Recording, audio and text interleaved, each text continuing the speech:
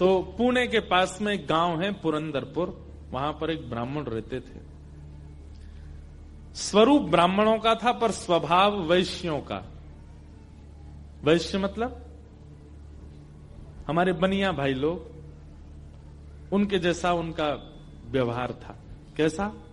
व्यापार करते थे, धन देते थे, उस पे ब्याज पे धन देते थे लोगों को, और अपना गल्ला खोल रखा था, गल्ले पे बैठते थे।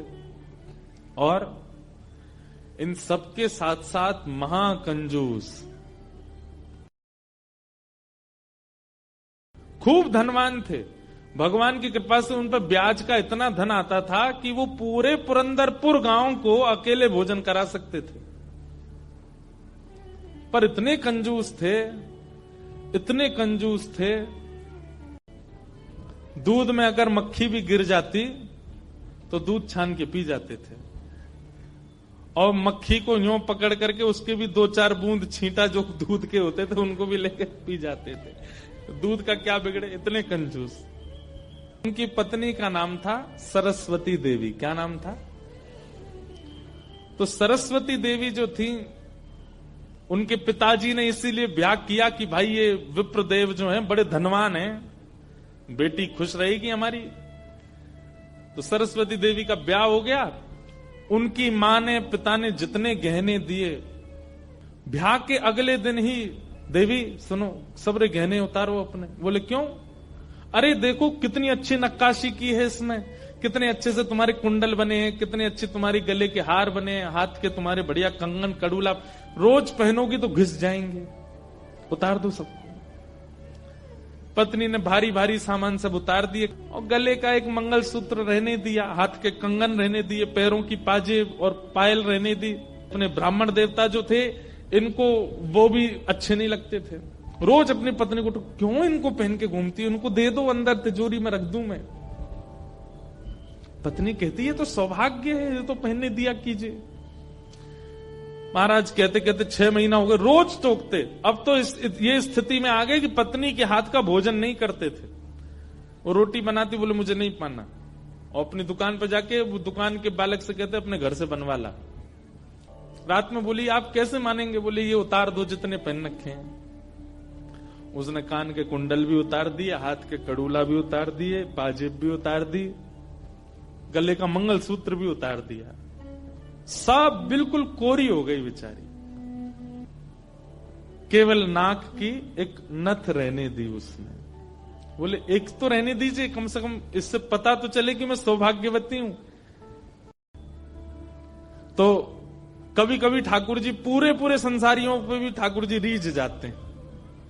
ठाकुर जी बोले भाई ये ब्राह्मण देवता बहुत अच्छा लग रहा हमको। बोले इतना कंजूस तो हमने कभी नहीं देखा, बहुत भयंकर कंजूस है। ठाकुर जी का मन आ गया उस पर। अच्छा, जो पत्नी थी ना सरस्वती देवी, वो बड़ी भक्ता थी। वो तो नाम जप भी करती थी, वो दर्शन करने के लिए भी जाती थी। लेकिन ये नहीं जाते थे उसके साथ। वो अपने माता पिता के मायके जब जाती थी तो मायके वाले लेके जाते थे उसको दर्शन कराने। ये तो कभी नहीं लेके जाते थे, वो कंजूस थे। खर्चा होगा, कभी खर्चा ना हो मेरा। सोचो कितनी ऊंचे लेवल के कंजूस। तभी ठाकुर जी का मन आ गया इस पे, तो इसको देखूं मैं एक बार। और हमारे श्री पंडरीनाथ भगवान, श्री विठल भगवान, एक दीनहीन से ब्राह्मण का रूप धारण किया, फटी सी धोती पहनी और पुराना काला सा जनेऊ धारण किया, और महाराज ऐसे तिलक सा लगा करके बिल्कुल दीनहीन, झुर्रियां पड़ रही मुखमंडल पर, और ऐसे हाथ जोड़ते हुए इनके दुकान पर पहुंच गए। रूप रंग देख करके ही पहले तो ब्राह्मण देवता समझ गए, बोले अरे ये और आ गया, ये कुछ देना वेना तो है नहीं, मांगेगा। कहो तन पे नहीं लगता, चल दिए कलकत्ता, क्या करने आए हो? ठाकुर जी बोले बहुत गरीब ब्राह्मण हूं मैं, मेरी बेटी का ब्याह होने वाला है, अपनी पुत्री का ब्याह करना है मुझे, और मुझे ब्याह के लिए थोड़ी व्यवस्था चाहिए धन की। आप तो बहुत बड़े धनवान सेठ हैं, कृपा कर दीजिए ना, कुछ दे दीजिए मुझको, मैं अपनी बेटी का ब्याह कर दूंगा। और थोड़ा ठीक हो जाएगा। या तो धन दे दीजिए, नहीं तो कुछ सामान दे दीजिए, सामग्री दे दीजिए, मैं उसी से कुछ ना कुछ तो व्यवस्था करूं। ये देखो मेरी धोती यहां से उधरी हुई है, मेरा कुर्ता यहां से फटा हुआ, कैसे तुमको दूं? मैं खुद नहीं अपने नए खरीद पा रहा, तुमको कहां से दूं भाई? ये सब तो केवल बाहर का दिखावा है, मेरे पे कोई पैसा वैसा कुछ नहीं है। दूसरों का धन ले रखा है मैंने, भैया चलते बनो, कहीं और जाओ, किसी और से मांगो, भगवान करे तुम्हारी बेटी का ब्याह बहुत अच्छा हो। बोले मुझे या तो धन दीजिए, नहीं तो मैं यहीं बैठा रहूंगा। ठाकुर जी जिद पे आ जाएं तो उनको कौन हटावे? आपके दर पे आया हूं, कुछ तो लेके जाऊंगा, मेरी बेटी का ब्याह है। अंत में हार करके ब्राह्मण बोला, देखो मैं ऐसे नहीं देता हूं, कुछ लाओ, मेरे पास गिरवी रखो, पैसा ले जाओ, और जब पैसा हो जाए तो पैसा देके अपना सामान ले जाना, तुम पे है कुछ देने के लिए?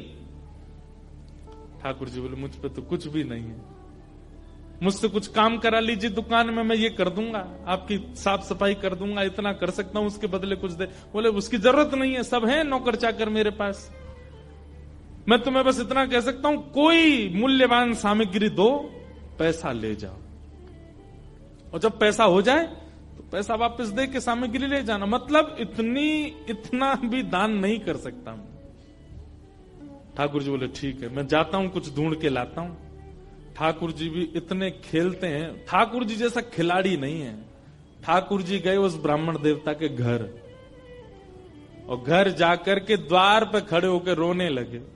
भीतर से सरस्वती देवी निकल के आई, अरे अरे अरे अरे ब्राह्मण देवता, आप इतना रो क्यों रहे हैं, क्या बात है?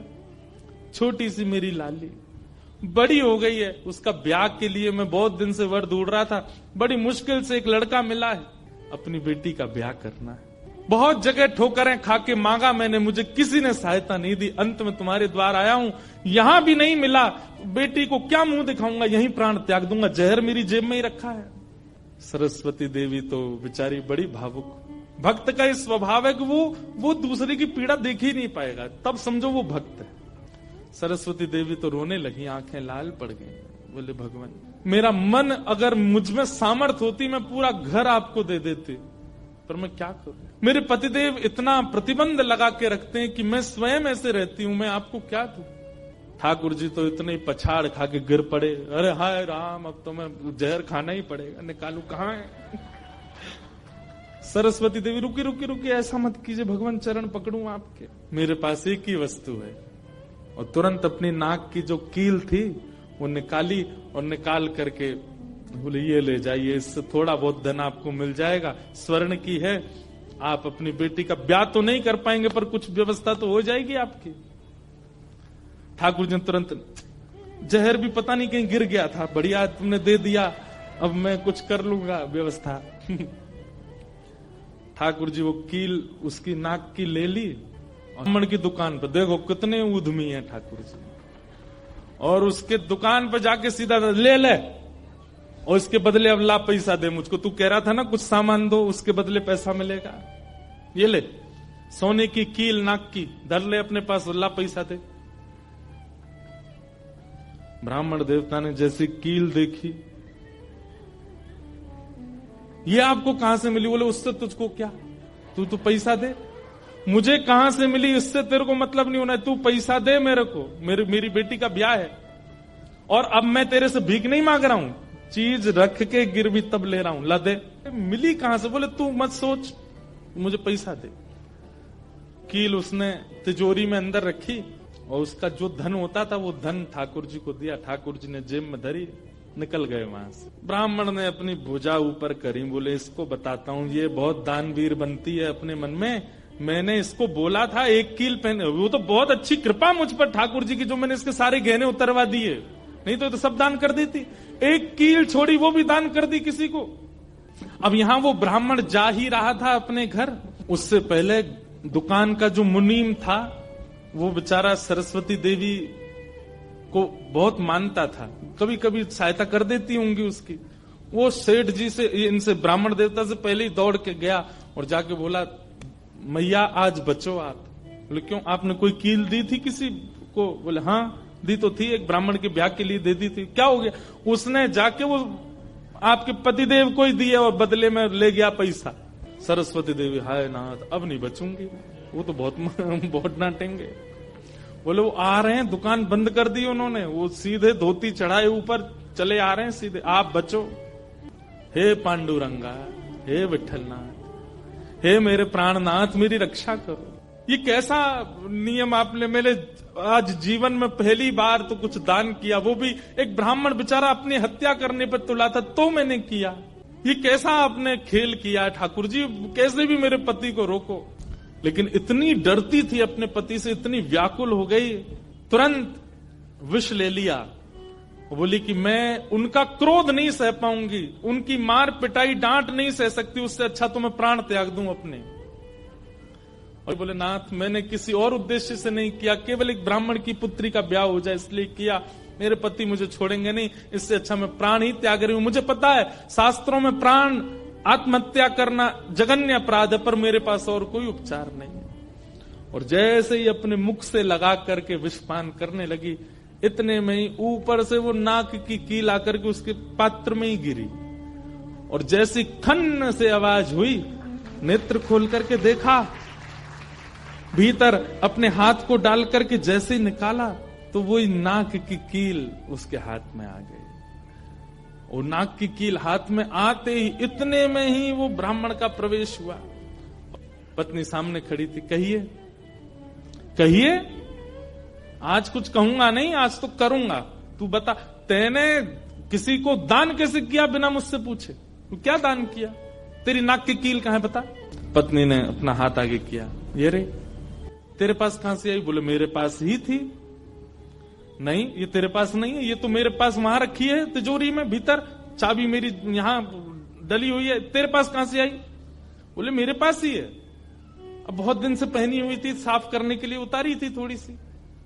ऐसा हो ही नहीं सकता है, मैंने इसके बदले मूल्य दिया है एक ब्राह्मण को, और ये मेरी तिजोरी में रखी है, चाबी मेरे पास है। तो रुक, अभी रुक, मैं अभी जाता हूं। और कील अपने संगी लेके गया, गए, जाकर के दुकान खोली, तिजोरी जैसी खोल करके देखा उसमें वो कील थी नहीं, वो हाथ में थी। ब्राह्मण बोला ये कोई स्वप्न नहीं है, ये कोई अचंबा नहीं है, ये कुछ और है। नेत्र सजल हो गए, दौड़ करके घर आया, बोले मुझे सच बताओ क्या हुआ? पत्नी बोली सच बताऊं? बोले हाँ, मैंने ही ब्राह्मण को दी थी। हाँ, वो ब्राह्मण वृद्ध सा, उसके कुर्ते फटे थे, उसकी धोती उधरी सी थी। बोले हाँ, उसी को दी थी, वो मुझे दे के गया था, और मैंने ये तिजोरी में रखी, तो फिर तेरे पास आई कैसे? बोले मुझे जब पता चला कि आप क्रोध करके आएंगे और मेरे को बहुत सुनाएंगे, डांटेंगे, मारेंगे, तो मैंने सोचा कि मैं इससे अच्छा तो अपने प्राण त्याग दूं। और मैं पांडुरंग के सामने रोते हुए विष लेकर के हाथ में पीने को हुई, इतने में ही आपका घुसना हुआ और ऊपर ना जाने कहां से वो नाक की कील आकर के इसमें गिर पड़ी। ये किसी और ने नहीं, और वो ब्राह्मण कोई और नहीं, साक्षात पांडुरंगा ही थे। वही आए थे, वही ये सारी लीला करके गए हैं। मैंने जीवन भर भजन किया, जीवन भर विचार किया, दान करूं, पुण्य करूं, सत्कर्म करूं, यज्ञ करूं, पर आपने मुझे कभी अनुमति नहीं दी। अरे दुनिया के लोग कमाते हैं और दान करते हैं, पर हम कितने भाग्यशाली हैं कि स्वयं पांडुरंगा आए और आकर के हमारे कमाए गए धन को स्वयं लेकर के दान करवा के गए, ब्राह्मण बन के स्वयं अपने हाथ में लेकर के गए। ये आप पर और मुझ पर कृपा है।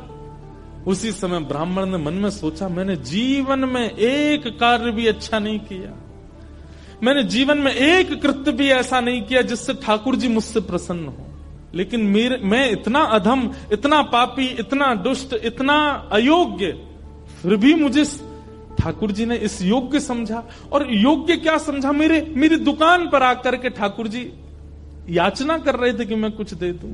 मैं कितना बड़ा दुर्भाग्यशाली कि ठाकुर जी मेरे द्वार पर आए और मैंने कुछ नहीं दिया उनको, उनसे हट किया, उनसे कहा कि कुछ लेके आओ तभी तुमको दूंगा। मेरी वजह से ठाकुर जी को श्रम सहना पड़ा। कितने कृपालु हैं बंधुओं ठाकुर जी, आपके अवगुण नहीं देखते कि मानव में और परमात्मा में अंतर क्या है।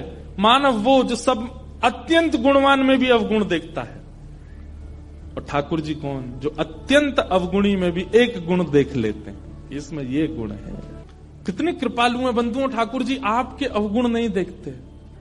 उसी समय उस ब्राह्मण देवता ने विचार किया कि अब किसके लिए जीना है। दुकान को बेच दिया, घर को बेच दिया और पत्नी के साथ आ गए श्री पंढरपुर। और पंढरपुर में विट्ठल भगवान के आगे आकर के बहुत रोए, याचना करने लगे, नाथ मेरे दुकान पर आप खड़े हो गए आकर के, और मैंने आपको इस प्रकार से दुत्कार दिया, इस प्रकार से आपको कर दिया।